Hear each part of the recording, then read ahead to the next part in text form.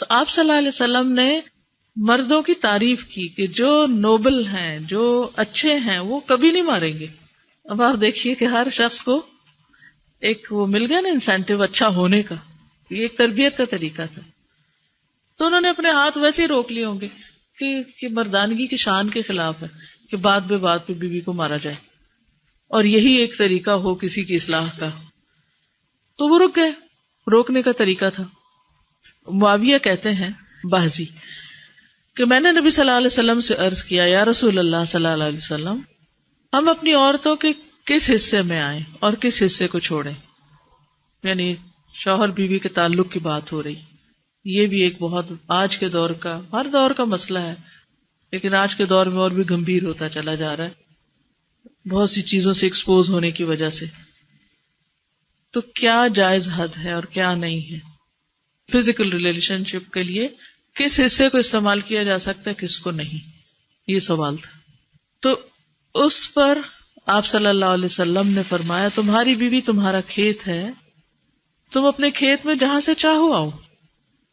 جہاں سے چاہو آؤ کا مطلب کیا ہے کہ جہاں سے کلٹیویشن ہو سکتی، یعنی کہ کھیت کے تعلق سے کیا بتایا، نساؤکم حرث لکم فأتوا حرثکم انا شئتم. انا شئتم کا مطلب، انا جو ہے ظرف زمان و مکان دونوں کے لیے آتا ہے کہ جانے کا کوئی خاص وقت مقرر نہیں کہ یہ دن ہے یا رات ہے، ایسی کوئی پابندی شریعت نے نہیں رکھی.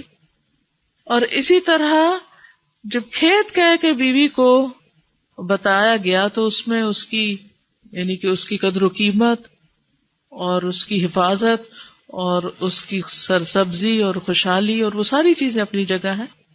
پلس یہ بہت ہی حکمت کی بات ہے کہ کھیت میں کچھ اگ جب ہی سکتا ہے جب اس میں بیج ڈالا جائے. تو اب شوہر بیوی کے ساتھ کیسا تعلق قائم کرے کہ اولاد پیدا ہو سکے؟ وہ اورل سیکس سے تو نہیں ہو سکتا، وہ اینل سیکس سے بھی نہیں ہو سکتا. obviously understood ہے کہ انا کا مطلب یہاں کیا ہے، ٹھیک ہے نا. یعنی یہ وہ باتیں ہیں کہ جن کو بہت لفظوں کو کھول کھول کے نہیں بولا جا سکتا، لیکن اٹس انڈرسٹوڈ. تو آپ نے کہا جہاں سے چاہو، یعنی کوئی رکاوٹ نہیں، ممانعت نہیں. اس کا یہ مطلب نہیں کہ ناجائز حدود پھلانگ کے کہو کہ اس کی بھی ممانعت نہیں. البتہ جب تم کھاؤ تو اسے کھلاؤ، یعنی کہ شوہر خود آؤٹنگ ڈائننگ کے لیے چلا جائے اور بیوی کو کہے کہ بس گھر میں ہی پکا لو اپنے لیے اور کھا لو، خود صرف دوستوں کے ساتھ رہے. دس از ناٹ رائٹ. بیوی کو بھی لے کے جائے اور ساس بھی بہو کو جانے دے. جب تم کھاؤ تو اسے بھی کھلاؤ، جب پہناؤ تو اسے بھی پہناؤ. کا مطلب یہ ہے کہ عید آئی ہے، اپنے لیے سوٹ لے رہے ہو تو بیوی کو بھی کچھ لے کے دو. یہ ہے ایکویلٹی ایک طرح سے. اس کے چہرے پہ نہ مارو، اسے گالیاں مت دو، ابیوز نہیں کر سکتے. اور اسے قطع تعلقی اگر کرو، یعنی ویسے تو نہ کرو لیکن اگر کرو تو گھر کی حد تک رکھو. کک آؤٹ نہیں کرو، اس کو گھر سے باہر نہیں پھینکو، گھر سے نہیں نکالو. کیونکہ بعض شوہر کہتے ہیں نا، فون پہ کہہ دیتے ہیں گھر چلی جاؤ ماں باپ کے، میں تب گھر میں داخل ہوں گا، آؤں گا ہی نہیں. یہ غلط ہے، ایسے نہیں کرنا چاہیے. اور یہ کیسے مناسب، یہ کیسے ہو سکتا ہے کہ تم اس کے ساتھ یہ سلوک کرو جبکہ تم ایک دوسرے کے پاس حلال طریقے سے آتے ہو؟ یعنی تمہارا ایک جائز تعلق ہے اور پھر تم اس تعلق کو اس طرح خراب کرو. تو بیوی کو مارنے سے متعلق جو قرآن اور حدیث کی روشنی میں جو حکم ہے وہ سامنے. پھر اسی طرح غلام کو مارنے کی ممانعت ہے، نوکر کو، غلام کو، اس کو بھی نہیں مارنا چاہیے. ابو مسعود بدری سے روایت ہے کہ میں اپنے غلام کو کوڑے کے ساتھ مار رہا تھا کہ میں نے اپنے پیچھے سے آواز سنی، اے ابو مسعود جان لو. اور میں غصے کی وجہ سے آواز سمجھ نہ سکا، یعنی ایسے مار رہا تھا کہ مجھے نہیں سمجھ آئی کہ کس نے پکارا مجھے.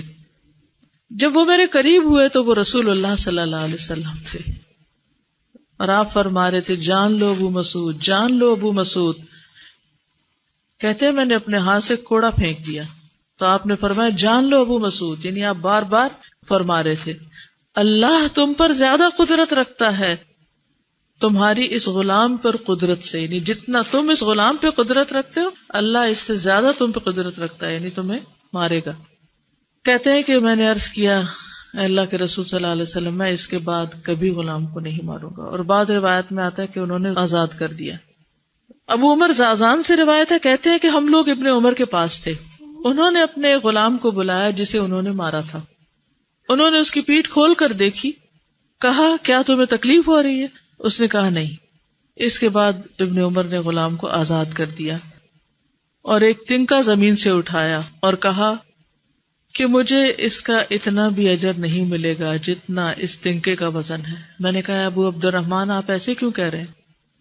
انہوں نے کہا کہ میں نے رسول اللہ صلی اللہ علیہ وسلم کو فرماتے ہوئے سنا، جو شخص اپنے غلام کو بے قصور یعنی حد شرعی کے علاوہ مارے یا اس کے چہرے پہ تمانچہ مارے تو اس کا کفارہ ہی کہ اسے آزاد کر دی، کفارہ ہے، اس آزادی کا ثواب کوئی نہیں تنکے کے برابر بھی۔ یعنی بعض اوقات تم سمجھتے ہیں بڑی نیکی کی، لیکن اس میں تو چھوٹ بھی جائے تو وہ بھی بہت بڑی بات ہے۔ صحابہ کرام جو تھے وہ خاص طور پر اس سے محتاط رہتے اور غلاموں سے درگزر کرتے تھے۔ ابو لیلہ کہتے ہیں کہ سلمان رضی اللہ عنہ نکلے، وہ اپنی سواری کو چارہ کھلاتے تھے تو وہ ہودے سے گرتا رہتا۔ ہودہ کیا کہتے ہیں؟ وہ چیز محمل باسکٹ کہہ لیں جس میں اس کا چارہ رکھ کے دیا جاتا۔ اس پر انہوں نے اپنے خادم سے کہا اگر مجھے قصاص کا خوف نہ ہوتا تو میں تمہاری پٹائی کرتا کہ تم نے ایسی چیز کیوں جانور کے آگے رکھی۔ تو مطلب یہ کہ اگر میں تمہیں ماروں گا تو مجھے بھی مار پڑے گی، اس لیے میں تمہیں مار نہیں رہا، ورنہ جو حرکت تم نے کی ہے اس میں تمہیں مار پڑنی چاہیے۔ نماز پڑھنے والے غلام کو نہ مارنا۔ ابو امامہ سے روایت ہے کہ رسول اللہ صلی اللہ علیہ وسلم خیبر سے واپس آئے تو آپ کے پاس 2 غلام تھے۔ حضرت علی رضی اللہ عنہ نے کہا اے اللہ کے رسول صلی اللہ علیہ وسلم ہمیں بھی ایک غلام دے دیں۔ آپ نے فرمایا جو چاہتے ہو لے لو۔ انہوں نے کہا آپ میرے لیے پسند کریں۔ اس سے انداز ہوتا ہے نا کہ ریلیشن شپ داماد اور سسر کا کیسا تھا۔ آپ صلی اللہ علیہ وسلم نے فرمایا یہ لے لو، اس کو مارنا نہیں، کیونکہ میں نے خیبر سے واپس آتے ہوئے اسے نماز پڑھتے دیکھا ہے اور مجھے نمازیوں کو مارنے سے منع کیا گیا ہے۔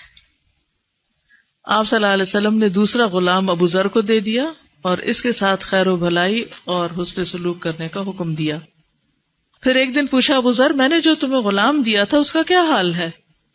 انہوں نے کہا آپ نے مجھے اس کے ساتھ خیر و بھلائی کرنے کا حکم دیا تھا تو میں نے اسے آزاد کر دیا کہ میں وہ خیر و بھلائی کر نہیں سکوں گا تو بہتر ہے کہ میں